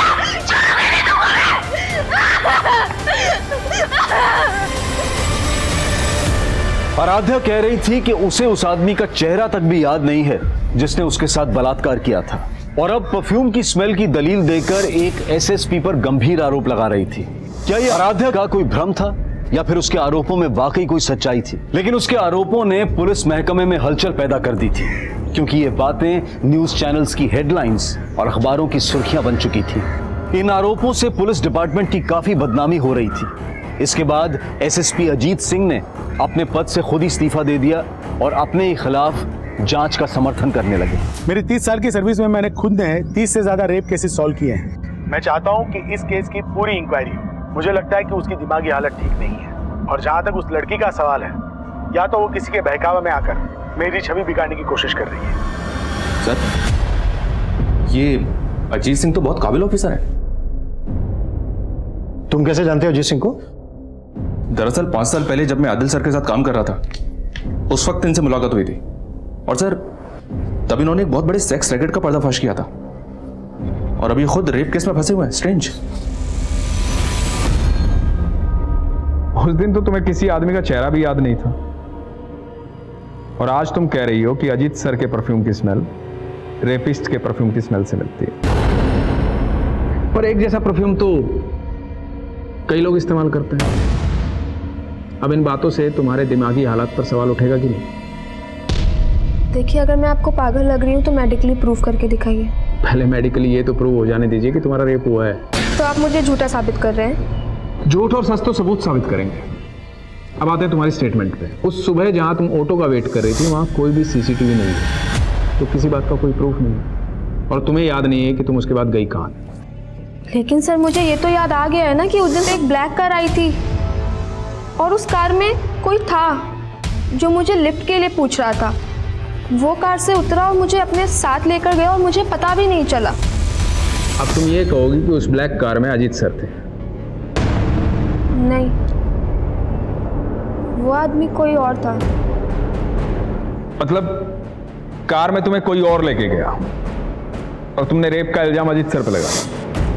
क्योंकि उस दिन कमरे में अजीत सिंह ही था और वो कार में कोई और था, और वो कार वाला ही मुझे बेहोशी की हालत में उस कमरे तक लेकर गया और शायद वापस मुझे वहीं छोड़ दिया। पहले तो तुम्हें एक आदमी भी याद नहीं आ रहा था, अब दो याद आ रहे। तुम्हारा रेप एक आदमी ने किया है, दो ने? एक ने। और वो एक आदमी अजीत सिंह है जो उस दिन उस कमरे में था। कहाँ था वो कमरा? कौन सा होटल, कौन सा लॉज? कुछ कह नहीं सकती। उस दिन तुमने बताया था कि तुमने बियर पी रखी थी। ऐसे कितनी बियर पी थी कि जो तुम्हें होश नहीं था? शायद 2। और यही बात मुझे भी समझ नहीं आ रही है कि 2 बियर में मुझे इतना नशा कैसे हो सकता है। मतलब कोई और था वहां जिसने तुम्हारी बियर में नशीली दवाई मिलाई? मुझे भी ऐसे ही लग रहा है कि मेरी बियर में नशे की गोली किसी ने पार्टी में ही मिलाई थी। अगर ऐसा था तो पॉसिबल है कि वो शख्स जिसने तुम्हारा रेप किया है उसी पार्टी में मौजूद था। आराध्या अपने गुनहगारों के बारे में कितना जानती थी ये अब भी साफ नहीं था, लेकिन उस पार्टी वाली रात की आराध्या से जुड़ी एक एक एक्टिविटी का पता किया जा रहा था। जैसे वो उस पार्टी में किस ऑटो से गई थी, किस टैक्सी से वो अगली सुबह अपने घर पहुंची थी, और इनके बीच में वो काली कार किसकी थी जिसने उसे लिफ्ट दी थी, वो कमरा कहाँ था जहाँ उसके साथ बलात्कार किया गया था। हाँ सर, उस रात मैं पार्टी में मौजूद था, लेकिन जब मैं वहाँ से निकला तब आराध्या वहीं पे थी। वो नैना और अपने फ्रेंड्स के साथ ड्रिंक्स कर रही थी। उसके बाद क्या हुआ कुछ नहीं पता मुझे। सर आराध्या तो पार्टी में भी नहीं आने वाली थी। क्यों? सर एक्चुअली आराध्या के पापा बहुत स्ट्रिक्ट है, वो उसे कहीं नहीं जाने देते, लेकिन उसकी मम्मी बहुत सपोर्टिव है, तो उसकी मम्मी ने उसे बाद में अलाउ कर दिया था। ये आराध्या पार्टी में से तुमसे पहले चली गई थी या बाद में? सर वो पहले ही चली गई थी, लेकिन हाँ सर मैंने बाद में अभिनव को उसके पीछे जाते हुए देखा था। ये अभिनव कौन है? सर अभिनव आराध्या का बॉयफ्रेंड है। हाँ सर, उसने मुझसे ब्रेकअप किया था, लेकिन सर उसने मुझ पर कोई भी रेप एलिगेशंस नहीं लगाए। लेकिन तू उसके पीछे तो गया था, शायद किसी को देखा उसके पीछे? सर मैं उसके पीछे गया था, लेकिन इससे पहले कि मैं उससे बात करता मेरे दोस्तों ने मुझे रोक लिया। आप चाहे तो उनसे पूछ सकते हैं। और आराध्या से तो मैं मिला तक नहीं था सर, वो पूरे पार्टी में करण के साथ ही थी। करण? सर मैं उस रात सिर्फ दूसरी बार मिला था आराध्या से सर। हाँ लेकिन सर मुझे ऐसा फील हो रहा था सर वो अपने बॉयफ्रेंड अभिनव को जलाने के लिए बार बार मेरे पास आने की कोशिश कर रही थी सर, लेकिन सर मैंने उसे साफ क्लियर कर दिया था कि मैं अभी किसी और के साथ हूँ सर। ठीक है, तुम जा सकते हो। Thank you sir. सर उस टैक्सी वाले का पता चल गया जिसने उस सुबह आराध्या को घर पे छोड़ा था। हाँ साहब, उस सुबह मैंने इस लड़की को एमजी क्रॉसिंग रोड से इसके घर सुंदर नगर छोड़ा था। ये लड़की कह रही है इसके साथ रेप हुआ था। उस दिन जहाँ से इसने तुम्हारी टैक्सी हायर की थी ये फुटपाथ पे बेहोश पड़ी थी, तुमने देखा था इसे बेहोशी की हालत में? नहीं साहब, मैं तो खुद अपनी टैक्सी में सो रहा था, इसने खुद मुझे जगा के मेरी टैक्सी हायर की। उसके साथ क्या हुआ क्या नहीं हुआ साहब वो तो मुझे नहीं मालूम। क्या रंग है तेरी टैक्सी का? साहब सफ़ेद है।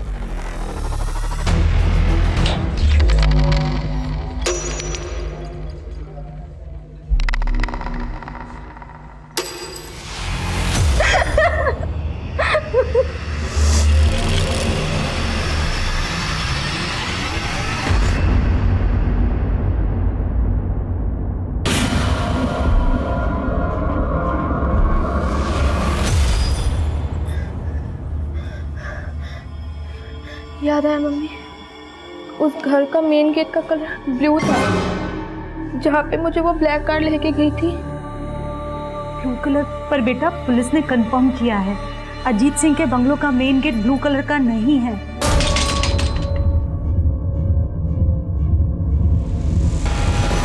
लेकिन मेरा रेप उसी ने किया है मम्मी, और जिस घर का गेट ब्लू था अजीत सिंह मौजूद था वहाँ पे। अच्छा ठीक है, तू ये याद करने की कोशिश कर कि उस ब्लैक कार में कौन आदमी था।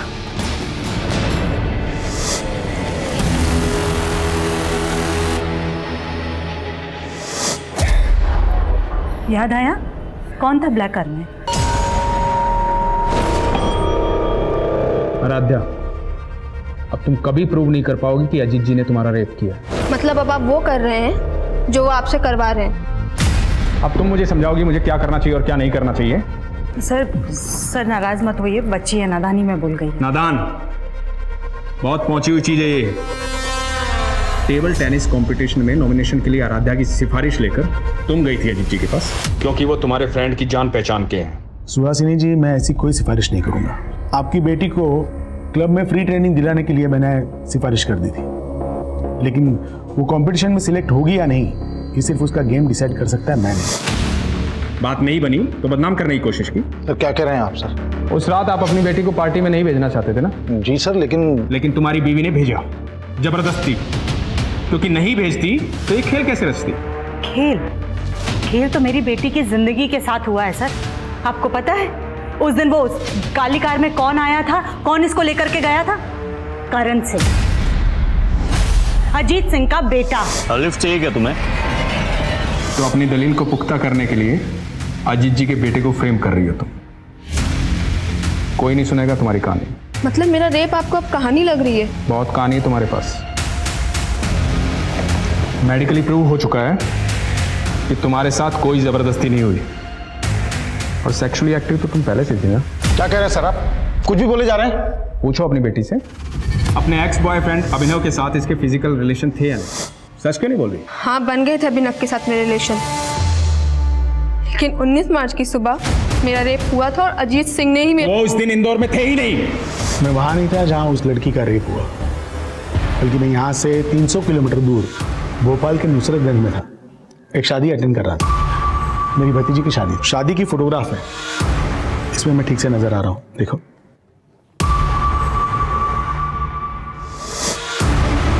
अपने एलिगेशन वापस लो, वो तो इस केस में उल्टे बुरी तरह फंस जाओगे।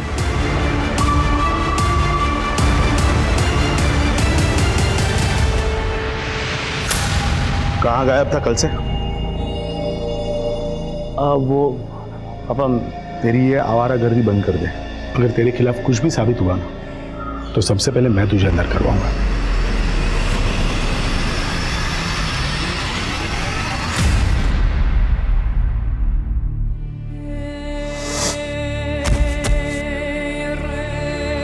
तुम लोग ओवररिएक्ट कर रहे हो, ये भी तो हो सकता है कि कोई...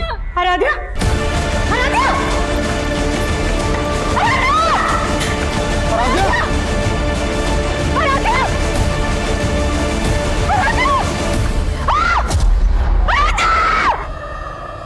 आराध्या की मौत हो गई थी और जल्द ही मीडिया इस मामले को आत्महत्या का रंग भी देने लगी।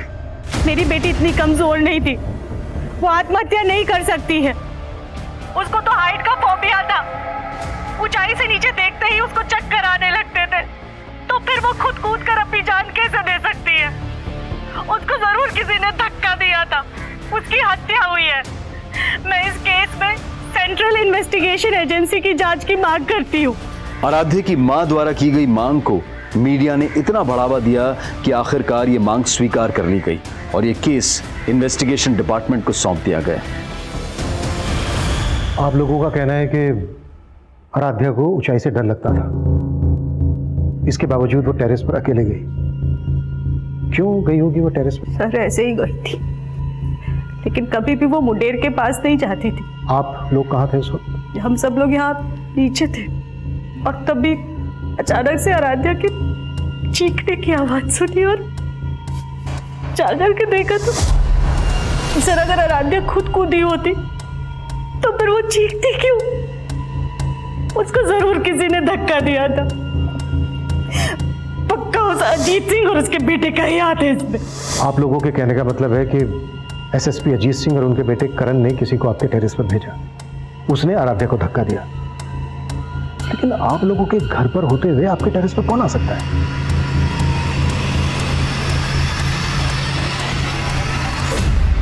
सर लड़की की लाश वहां मिली थी।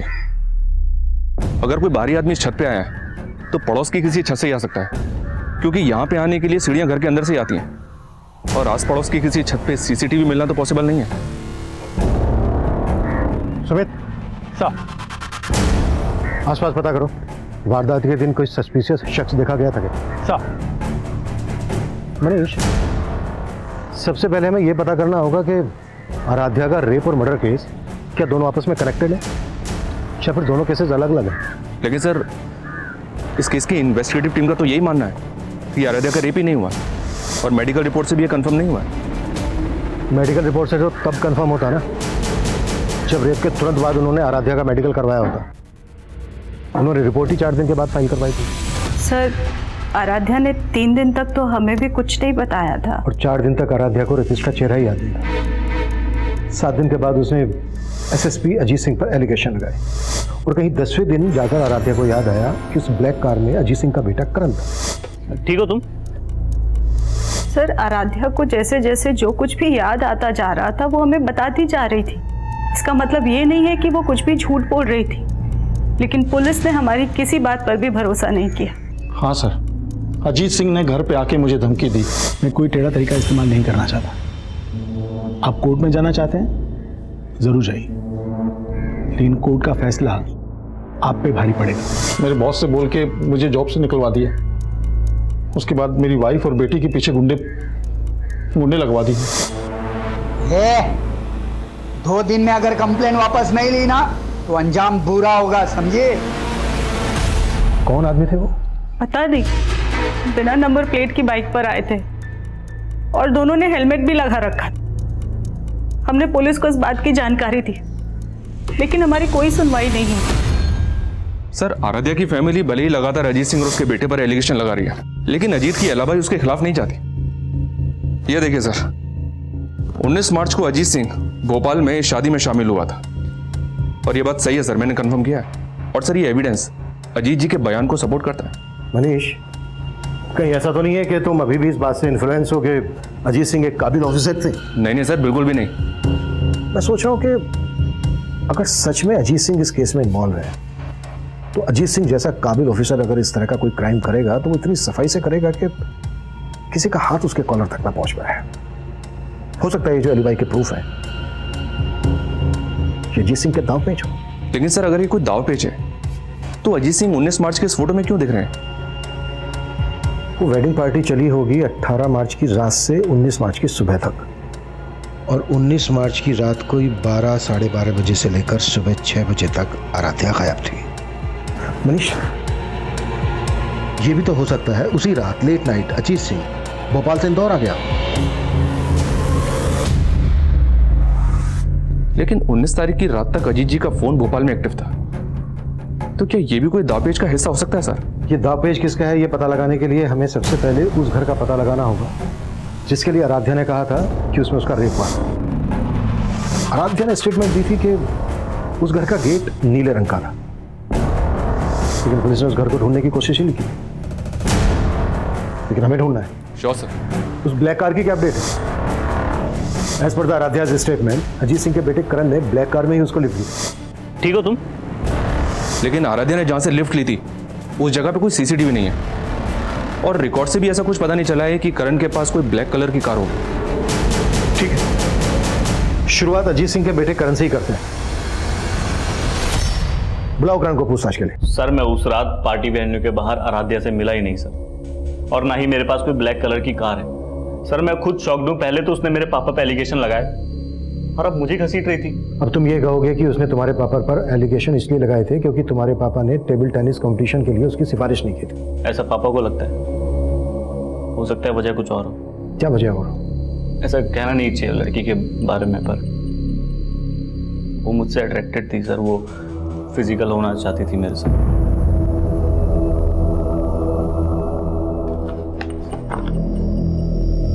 लेकिन तुमने अपने एक बयान में कहा था कि तुम आराध्या से सिर्फ 2 ही बार मिले थे। हाँ सर, 2 ही बार मिला था और सर दूसरे बार ही मुझे ऐसा सिग्नल देने लगी सर। तुम अपने गर्लफ्रेंड के साथ लॉयल हो या फिर मैं पसंद नहीं तुम्हें? एक मिनट सॉरी, आई कांट। मैंने उसे साफ मना कर दिया। हो सकता है उसकी ईगो हर्ट हुई थी सर। आप खुद सोचो सर, अगर मुझे कुछ करना होता तो मैं तब नहीं करता। ऊपर से उसने ऐसे कहा कि मैं उसे अपने पापा के पास ले गया।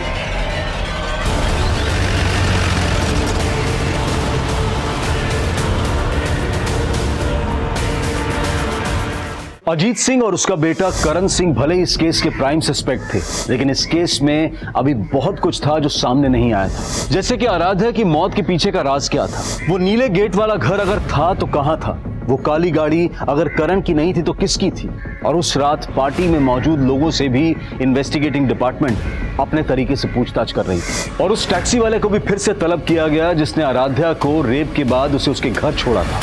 हाँ साहब, मैं मानता हूँ उस सुबह मैं MG रोड क्रॉसिंग पे था, लेकिन मैं अपनी टैक्सी में सो रहा था और मैंने उस लड़की को तब देखा जब वो मेरी टैक्सी हायर करने आई। उस वक्त हालत कैसी थी उसकी? हालत तो ठीक नहीं थी साहब, वो बहुत ज़्यादा डरी हुई लग रही थी।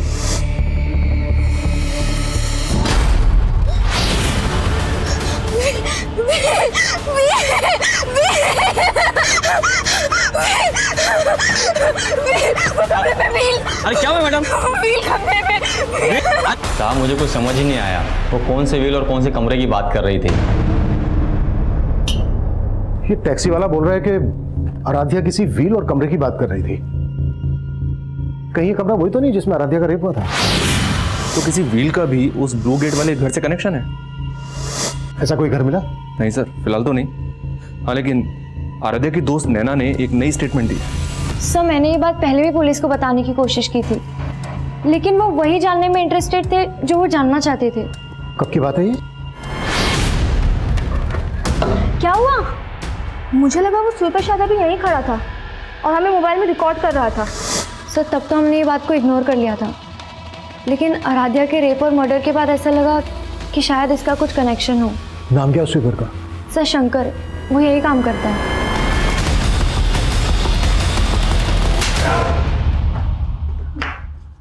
मैंने क्या किया सर? शंकर ने स्टेटमेंट दिया तेरे खिलाफ। स्टेटमेंट? कैसा स्टेटमेंट? कि सफाई के बहाने शंकर को तूने गर्ल्स लॉकर रूम के पास भेजा। पैसे दिए थे तूने शंकर को आराध्या का वीडियो निकालने के लिए। नहीं, शंकर झूठ बोले। शंकर झूठ बोले। कैसा वीडियो? वही वीडियो जो उसने तुझे भी सेंड किया था। उसकी मैसेज हिस्ट्री निकाली हमने और तेरी हिस्ट्री भी निकाली। इससे पहले भी कई लड़कियों ने कंप्लेन की थी ना तेरे खिलाफ। यकीन कीजिए सर, मैंने कुछ नहीं किया। आराध्या को लेकर तेरी बुरी नियत थी ना?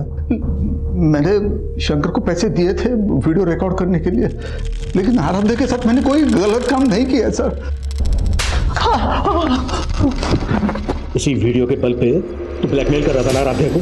तू नहीं रेप किया ना आराध्या का? तेरे ही कहने पर आराध्या एसएसपी अजीत सिंह और उसके बेटे करण पर एलिगेशन लगा रही थी ना? नहीं सर, मैंने ऐसा कुछ नहीं किया सर, मैंने नहीं किया। ऐसा नहीं किया सर, ये सुधाकर तो वहीं का वहीं अटका हुआ है।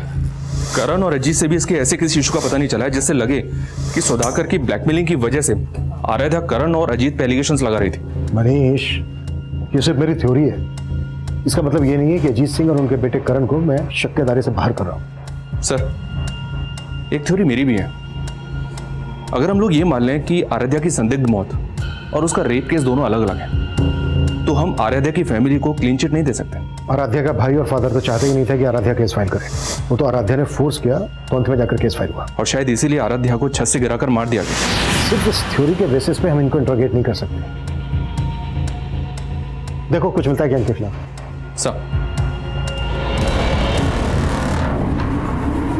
अब आराध्या के पिता और भाई शक के दायरे में थे और तभी एक नई जानकारी सामने आई।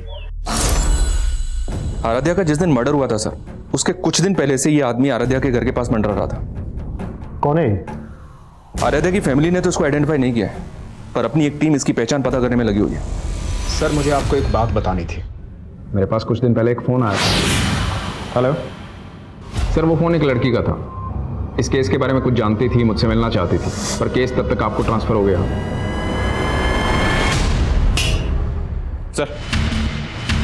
सर, पीआई राजेश मौर्य ने जिस लड़के का नंबर दिया था, वो नंबर किसी मंजू नाम की लड़की का था। लेकिन कुछ दिन पहले मंजू की एक रोड एक्सीडेंट में मौत हो गई। जी हाँ सर, और चौंकाने वाली बात यह है कि राजेश का ऐसा मानना था कि वो लड़की उन लोगों को जानती थी जिनके प्रेशर में आराध्या ने अजीत पर रेप केस लगाए थे। अगर इंस्पेक्टर राजेश को ये बात पहले से पता थी तो उसने ये बात हमें बताने में इतना टाइम क्यों लगा दिया? Manju hit and run case Narendra Nagar थाने में आया था और जिस टेम्पो से मंजू का एक्सीडेंट हुआ था उस टेम्पो का भी अभी तक पता नहीं लगा पाए ये लोग। और सर वो लोग ऐसा मान रहे हैं कि मंजू जानबूझ के टेम्पो के आगे आई, क्योंकि मंजू के फादर ने स्टेटमेंट दिया था कि मंजू ने पहले भी सुसाइड करने की कोशिश की थी। मंजू के फादर से मिलना पड़ेगा।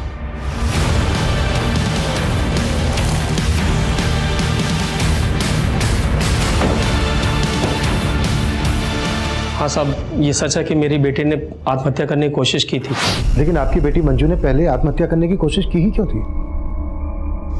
वो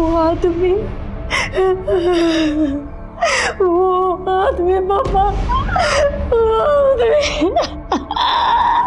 साहब मेरी बेटी ने बताया कि वो लोग उसे ब्लैकमेल करके उसके साथ ज़बरदस्ती करते थे साहब। मुझे अपनी बेटी पे शक था पहले कि शायद उसका चक्कर उस गाड़ी वाले के साथ चल रहा है। कौन गाड़ी वाला?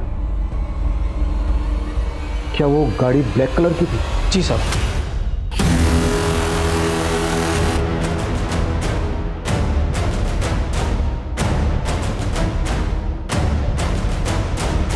फिर साहब मैंने उस कार का पीछा किया जिस कार में मेरी बेटी थी, और वो कार एक कोठी में घुस गई। मैं कोठी में जाने की कोशिश की, लेकिन साहब वॉचमैन ने मुझे अंदर जाने नहीं दिया। कहाँ है वो कोठी?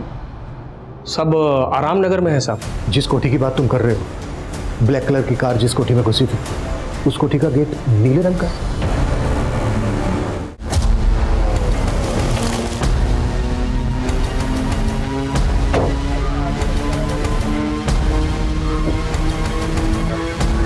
कलर चेंज कर दिया। कौन हो भाई? अरे गाड़ी में डालो इसको। अरे साहब मैंने क्या किया साहब?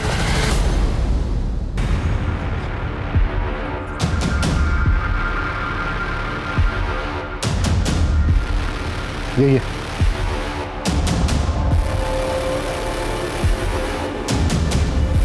साहब मुझे कुछ समझ ही नहीं आया, वो कौन से व्हील और कौन से कमरे की बात कर रही थी।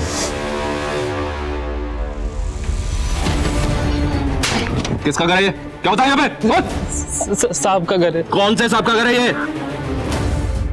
अब सफाई देने के लिए कुछ नहीं बचा। बेनामी संपत्ति का वो घर जब्त हो चुका है और तुम्हारा वफादार खबरी मुकेश उठा लिया उसको हमने। मुकेश सब कुछ कबूल कर चुका है। क्या कबूल कर चुका है वो? यही कि मेरे कहने पर उसने उस लड़की को छत पे से फेंक कर मार डाला। हाँ, मैंने करवाया उस लड़की का मर्डर, क्योंकि उस लड़की ने मेरा जीना हराम कर दिया था। मेरा 30 साल का बेदाग करियर खाक में मिला दिया था। लेकिन इससे ये कहाँ साबित होता है कि मैंने उस लड़की का रेप किया? अजीत सिंह एक बहुत ही पावरफुल और पहुंच वाला ऑफिसर था, इसलिए आईडी के लिए यह बेहद जरूरी था कि वो उसके खिलाफ पुख्ता सबूत जुटाए। आईडी की टीम ने क्राइम सीन की फोरेंसिक जांच करवाई और वहां उन्हें आराध्या, अजीत और कुसुम तीनों के ही डीएनए के ट्रेसेस मिले। और उस प्रॉपर्टी की डिटेल से यह भी पता चल गया कि वो बंगलो अजीत सिंह की ही एक बेनामी संपत्ति थी। तुम मुंह खोलेगा या फिर मैं मेरे तरीके से मुंह खुलवाऊं तरह से? गर्मी मत दिखाओ जिंदल। गर्मी अच्छे अच्छे को खा जाती है, मुझे भी खा गई। औदा मिलते ही अंदर की सारी बुरी आदतें उबाल मारने लगती हैं। मुझे लड़की की आदत थी और मेरे बेटे को ड्रग्स की। मैंने कई बार कोशिश की कि उसकी ये आदत मैं छुड़वाऊं, लेकिन बाद में हम दोनों ने संधि कर ली।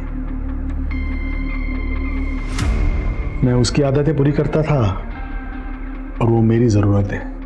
सर मंजू, मैंने उससे दोस्ती करी, उसे लगा मैं उससे प्यार करता हूँ, लेकिन मैं उसे अपने पापा के पास ले गया था। मंजू कमजोर थी, उसे मजबूर करना बहुत मुश्किल नहीं था, लेकिन आराध्या नखरीली क्रीम थी। करुण को उसके लिए बहुत पापड़ बेलने पड़े।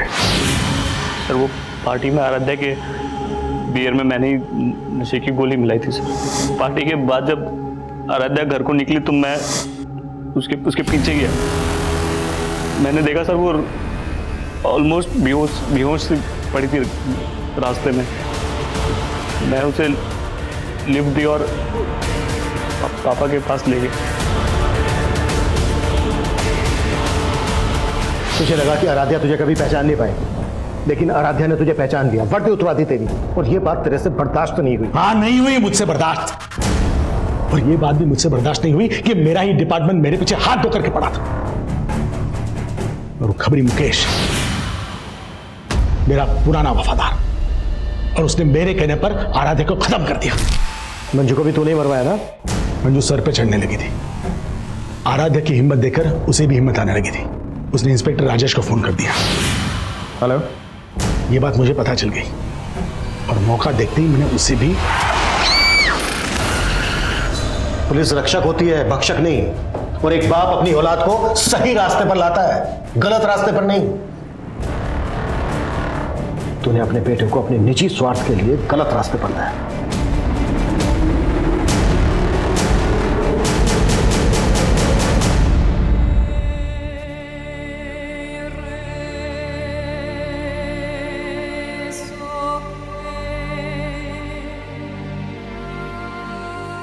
आराध्या भले ही आज हमारे बीच नहीं है, पर आखिरकार उसे इंसाफ मिल गया।